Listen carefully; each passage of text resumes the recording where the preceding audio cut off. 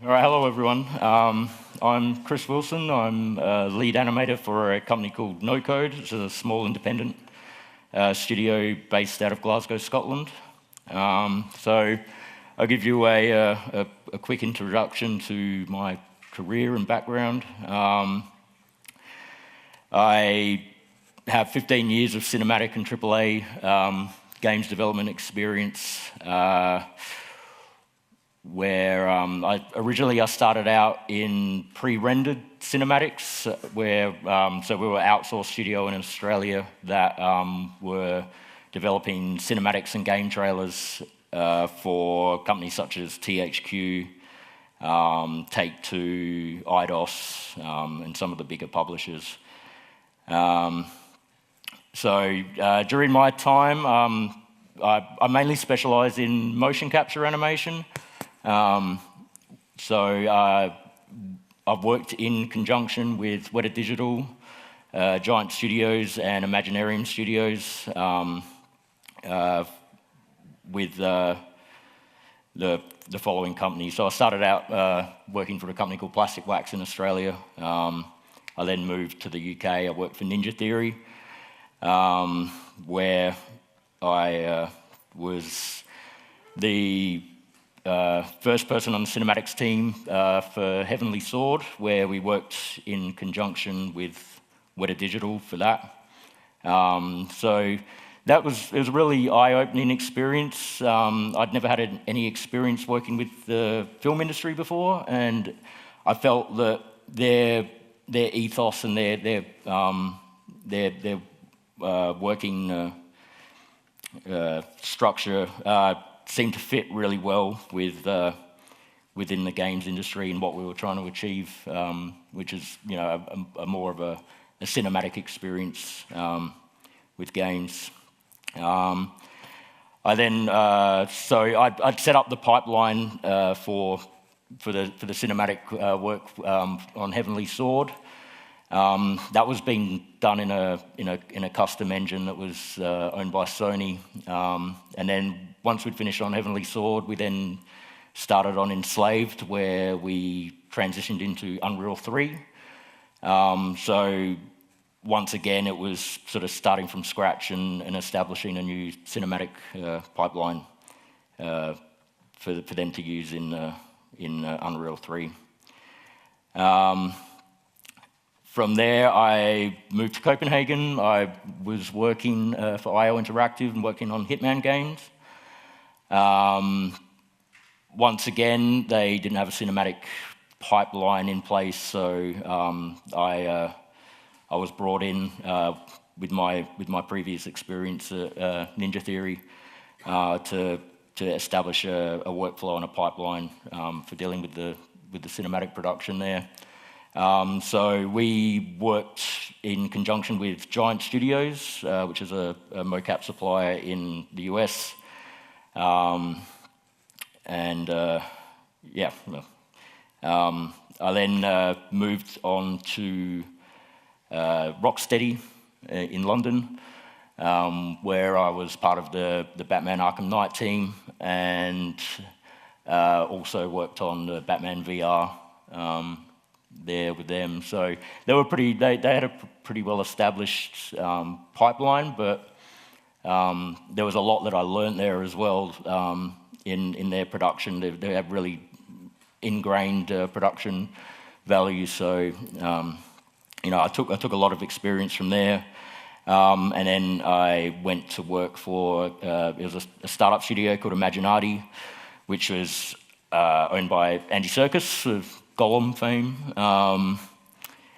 So we were making Planet of the Apes. It was not so much a game. It was more of an interactive movie. Interactive movie where the characters would converse with each other, and you basically decide whether you agree or you disagree, and it was a branching story.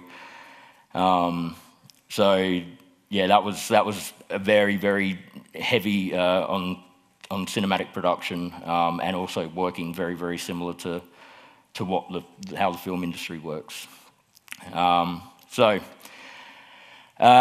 Pre-production. Now, if we're lucky enough to be part of the pre-production process, it's the number one thing is to plan and plan and plan. As I've said, the film industry had a huge influence on my career, that particularly working with previs, which is very, very basic rudimentary animations. And then with doing those, you're limiting the amount of animation work that you're actually doing. And it helps people see what direction the project is going in without having to do too much work and work that possibly will get thrown away. We all love a good meeting. Lots of stuff on whiteboards and pointing, discussing ideas and concerns, nodding in agreement, and then leaving the meeting and generally forgetting most things that have been discussed. But on a serious note. The pre-production phase is quite good to get a good overview of the game design and story/script. It's still very, very early days, and the product is still trying to find its feet in a way. But it's just good to get a rough idea of what the expectations are from an animation department. A well-planned project should have some form of design documentation. So you can see here, this is a stripped out design document from my current company. So you can see here that we break the project down into chapters and scenes. Each scene is represented by the vertical columns there. They'll generally have, there'll be maybe a link to the script or a particular description about what's happening in that section of the game. And then we also track all the components that are going into each scene. So we've got, whether there's tutorials, there's character animation, there's movement logic in place, there's VFX and things like that. The colours with the green and the orange, they indicate a stage, a particular stage that component is in during production, and this is constantly updated throughout the production. So from that, you can gather quite a good.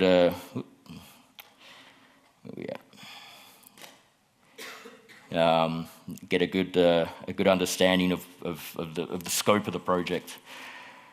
Sorry about this. So once again, it's a good idea for animators to have their input into the project and see what will work, and maybe discuss what the designers are looking for to get the most out of the project. You can also use this time to gather any resources that are required. So, for example,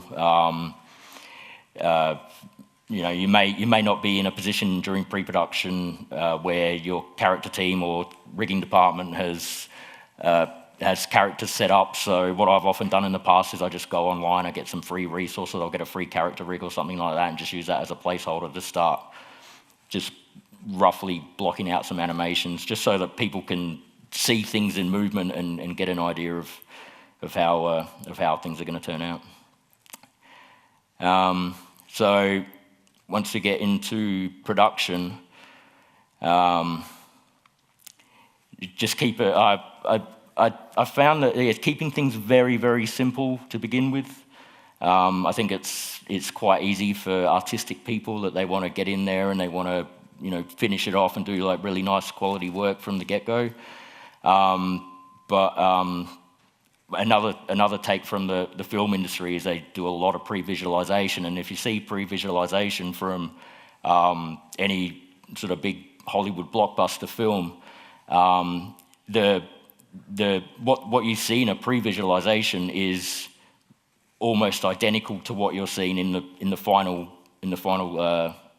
final production. So it just simplifies things. It makes it easier to throw ideas around, throw ideas away, try things out, and just keep it simple. So I've just got an example here. It's potato quality previs for the Matrix. So it's probably a very familiar scene, but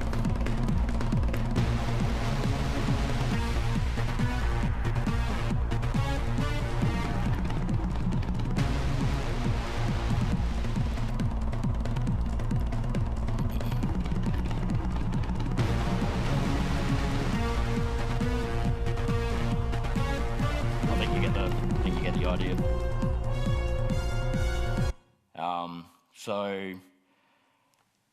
So that's the planning side of things is very, very important, and it helps with the story, it helps with the game design, it helps everything sort of come together. I'm very hesitant to use things like such as storyboards and things like that, because I feel that you don't get a feel for the timing or the pacing or the mood, depending, because at least with the previs you can still, you can do your camera work and things like that and get a good sense for the style that you're going for as well. So yeah, ideas do change a lot. So you want to maintain flexibility. So an example of this is the current project that I'm working on. When we were first concepting the game, we had very, very different ideas about the AI-driven character in the game and how that character would react with the environment and be part of that environment. So originally it was going to be very procedural, and the character would be able to go off and do tasks and things like that. Basically, the character could be doing anything at any time. But through in very, very short amount of time, the story changed, the design changed, and the requirements for what that character needed to do changed quite a lot, and it became a lot more scripted, I guess. And I was thankful that I didn't rush ahead and start just generating animation after animation of like different specific tasks that this character should be doing. Because at the end of the day, probably 90% of it would have just been thrown out. So basically try and limit the amount of work that's thrown away, because no one likes to waste their time on something they're very proud of and only to have it not be used in the final product. So I tend to looking at more like locomotion and gameplay or mechanics animations. I also keep that very, very, very simple, and generally just do pose to pose, just so that it basically just to get the core mechanics of the game working. And through my experience with AAA studios, that you can work on something for like maybe a couple of weeks. You're working on a sequence, an animation sequence or something, and then that work goes off. It gets reviewed, but it can be weeks, it can be months before you actually get any feedback on that. So in AAA production, we really tried to keep everything very, very minimal and create content in particular stages. So we would start with a previs and then move to maybe motion capture and so on and so forth. And it gives the directors, it gives everyone a good chance to really digest and see if things are heading in the right direction. So yeah, they're creating assets and stages and keeping track of this. I've got so this is a sort of a description of the staging for animations, whether they're character movements or their cutscenes or sequence animations. So stage one, it's basically a previs, just getting something in there for people to look at. Stage two could be just filling in a little bit more detail in the animation. Because I mainly work with motion capture, generally that's you'll capture that data. You won't do any cleanup on it. You'll just implement it into game, just so that there's something a little bit more detailed. I think it's a common thing that people can't read between the lines when they see a previs animation and they actually think that's the final quality. So just adding in that little extra bit of detail, it always helps everyone see what's going on. And then sort of stage three is just locking everything down. All timings and everything should be set to a, if you maybe say for cinematics, your edits should be complete and done. And then, say, for example, using mocap, that's where you start to really lock down hands and feet and contact points and things like that. And then, and then you've got your polish phase, which is make everything look shiny. So this is kind of like an example of how I track character animations. So it's just getting as much detail in there as possible. You've obviously got the character's name, maybe if you have different states for the character, whether they've got different costumes and so on and so forth, that some costumes might require different animations. So, in the current project I'm on, the character has two states. One of the costumes is sort of casual wear and very slim, and then the other costume is quite big and bulky. So obviously we have to have different animation sets for those two character states. Then I just break everything down into what kind of animation it is, whether it's an idle, there's a job system, there's you've got turns and locomotion and so on and so forth. And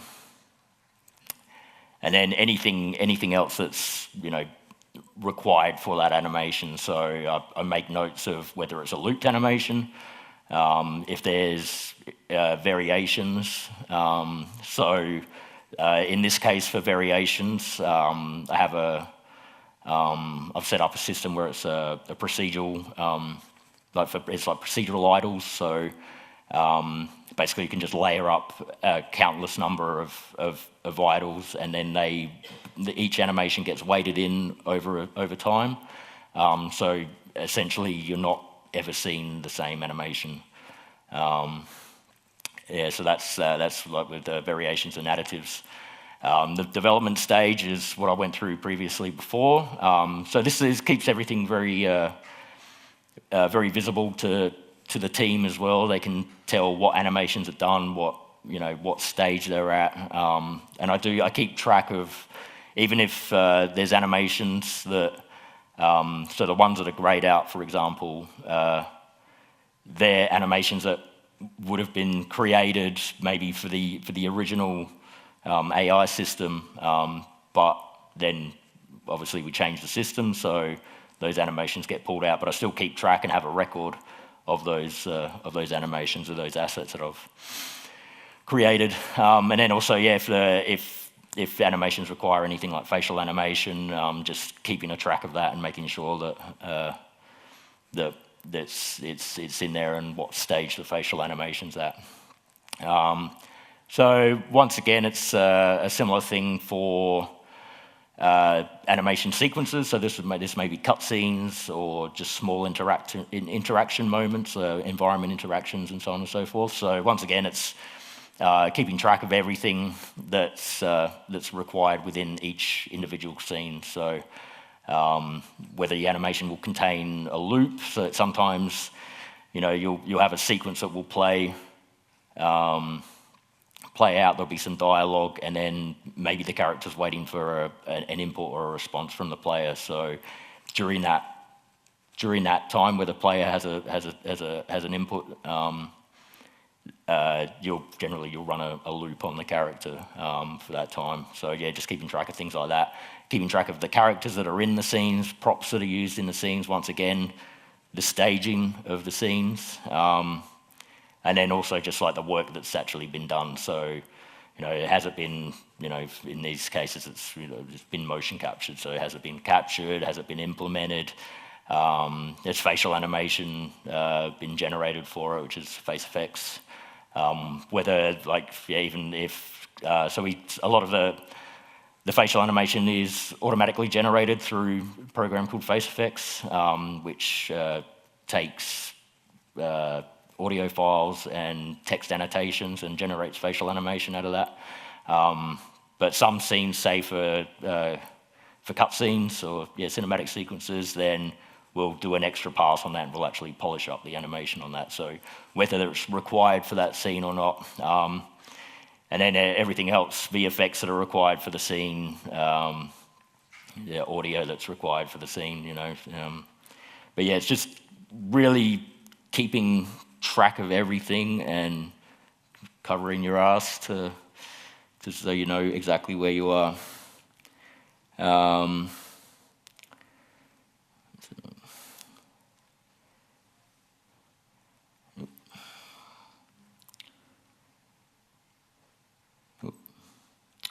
Yeah, so generally the start of production, it's I feel like you're almost acting as a service for other departments. So if design needs a particular animation to see how a particular part of gameplay is going to work, then you supply them with what they need for that to work. It's also beneficial for other departments, say tools programmers and things like that as well, that while working with designers, working with programmers as well, that you get an idea for what tools you possibly may need, or scripts and so on and so forth. So it's good to just work as a service to other departments during sort of early production stages. So you help yourself by helping others. The more ideas that the game designers generally have, the easier it makes your life. So you're not redoing work, or things aren't getting changed too often and thrown away. I've had experiences in the past. I was working on Hitman Absolution. That was a 7-year project, and we'd been working on it for about 4 or 5 years, and suddenly someone went, the story doesn't work, and they threw everything out. So it was 4 or 5 years of work that got scrapped, and that was just down to poor planning and communication. Don't be too precious about your work. It's okay to make mistakes, and it's okay to throw work away, essentially. But if you're smart and you plan well and you don't rush head on into things, then you're not. I think you can kind of live with the choices a bit more. It can be very soul destroying to have work that you've put a lot of pride into just be completely thrown out. Documentation is very, very vital. We all love a good Excel spreadsheet, right? So, but I can't vouch for it enough that it's easy for it's very easy, very visible for you, for your team, for other departments to actually see where you are and what stages you're at within the project, and if you're actually in line with everyone else.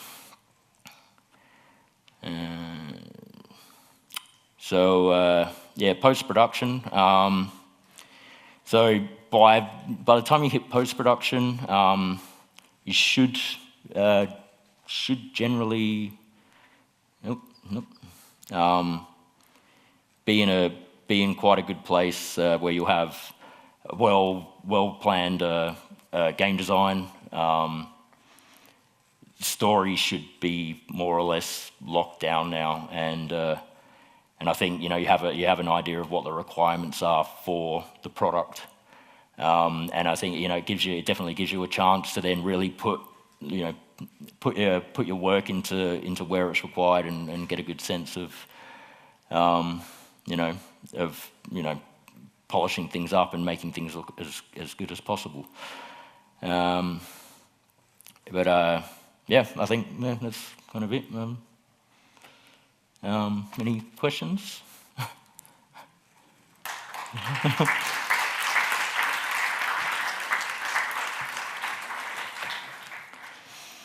You have a very cool track record. Yeah. There are a lot of games that I have played. Yeah. What was your favorite game or company what you work for? I don't know. It's a tough question there. I mean, they all had their own little things that stood out. I think, obviously, like Ninja Theory was my first proper experience with, say, working with Weta Digital and was working with Andy Serkis and actually seeing that whole production and how they put everything together. It was really quite eye-opening, and I learned a lot there. And but then, for example, then going to IO Interactive and being given the opportunity to actually start their cinematic production from the ground up for that project. Yeah. So it's I think it varies from company to company. They all have their challenges, and that's sort of what I'm there for is a challenge. So. Yeah. I think it must be cool to work for an IP like Hitman or when you're a Marvel fan, Batman. Yeah. Well, I mean, I was, when I was younger, I was a massive fan of the Hitman games, and they're probably, that's some of the games that made me really want to get into games development, and then to have that opportunity to actually be part of that team it's really, really great. Yeah. Some questions from the audience.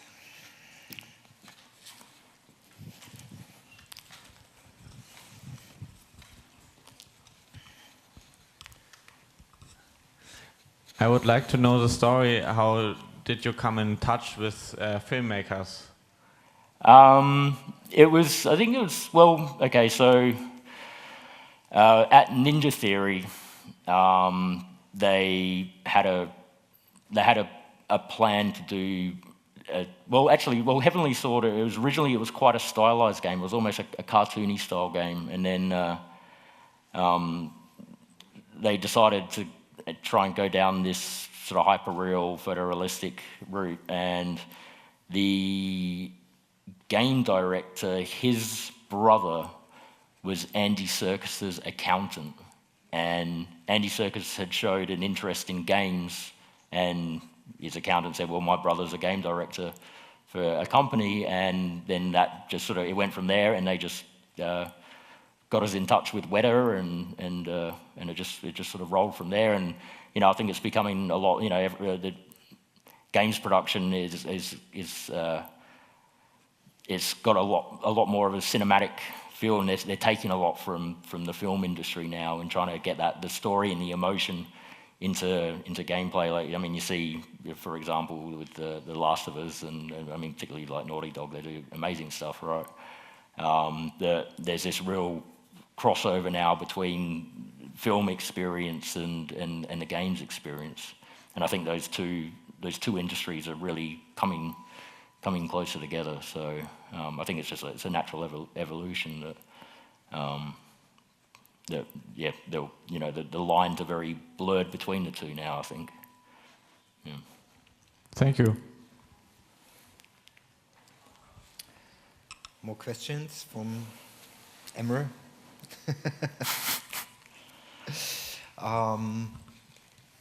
You also work for indie companies. Yeah, so first indie company I worked for was Imaginati Studios. So it was started by Andy Serkis, who also owns Imaginarium Studios, which is a mocap studio in London. They do a lot of mocap for, like, they did Planet of the Apes films. They're doing Star Wars and stuff like that. But they also supply a lot of mocap for games as well. So they decided to start their own games division. It was a small team. It was 20 people. Okay. To work on the Planet of the Apes game, which was to tie in with the last film that was made. And I guess I've been working AAA for so long, and I think I've sort of sold my soul to the devil, and I got a little bit tired of it, So at the end of the day, you work for these larger companies, and you can sometimes you're just another cog in the machine, and I like to have my say, and put my ideas out there, and I think it's a very hard thing to do in these larger companies. So I decided to take the experiences that I had with AAA and try and bring them into independent studios. So I work for the company I work for now, No Code.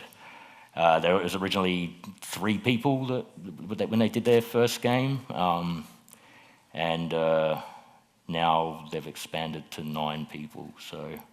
But it's a good size, because it's everyone's just sitting in the same room. The communication's excellent, and it's just bouncing ideas around and so on and so forth. And I think they really value everyone's input. Okay. Yeah. So it's definitely I don't knock AAA development. I think it's a good learning experience for anyone that's thinking of getting into games development. And it's an eye opener, and you do learn a lot. But you can also take a lot away from it, and use those practices for indie development as well. Before we heard from Karen about the pros and cons to be a freelancer, is it an option in your part of the process of the production pipeline? It could be. It's not something I've really put any thought into before. I think for me personally, I do need that discipline of actually going in and being around other people and working with other people. I think if I was sitting at home, I would get nothing done. So, it's just one of those things. I just, never really thought about it. But I enjoy being around people, and it's the synergy of getting ideas and exchanging ideas and all of that, and sort of very rapid prototyping. I really like that stuff. So, yeah. Last 2 questions. Before this talk, I never know how much work is. As an artist, you must be a creative head and not an Excel spread head. How much work is to fill out these continuously these spreads? It's not too much overhead, because it's something that's built up over the entire production process. Okay. And then once you've got templates set up, then it's you're carrying them over from project to project. So a lot of these examples, that's I've used them at other studios before, and I just take a copy of that and apply it to wherever I go. So especially I say through pre-production, you start to get an idea of assets, and it's more about just making notes and filling in the details of what could possibly happen further down the line. And then whether that list grows or it shrinks, at least you've got something in place. And I'd say, at No Code, I am the only animator there as well. So, it's not 100% necessary for me to keep track of this stuff, but I still find it very useful, and it's still a good way of communicating to the rest of the team. Rather than having to ask so many questions, they've got that information right there in front of them. It's very clear and concise, so they can. Okay. yeah, I can see. Last question, your actual work, is it a AAA game with a well-known IP or a new IP? My current project, Yeah. it's indie. It's an indie game that is trying to push a AAA quality. So it's a very small team, but they're a very experienced team with a lot of AAA experience. It's a new IP. Yeah. But yeah, I think we'll be announcing in the next couple of months or something like that. So yeah. Sounds very interesting. AAA indie games are coming now, more and more. We're trying, yeah. Yeah, it's a trend in the industry, and we see more these AAA indie titles. Yeah, and I think because things are a lot more accessible these days, and with the processing power and just software availability and stuff like that. I think it's and especially like with the engines, with the game engines as well, such as Unity and Unreal, that it's very, very easy for people to get in there and create really high quality content quite easily, and there's a lot of resources online. Yeah. So yeah, I think it's a big it's going to be a big jump in the independent industry, I think. Yeah, I'm a big fan from Patrice Desailly, and he has now also a AAA indie studio, and we see new publishers in this area of the gaming industry. Thank you for your very interesting talk. Yeah, no problem. A small present from us. Sure, thank you. And I think we see us later. Yeah, sure. It's a party. Great, thank you.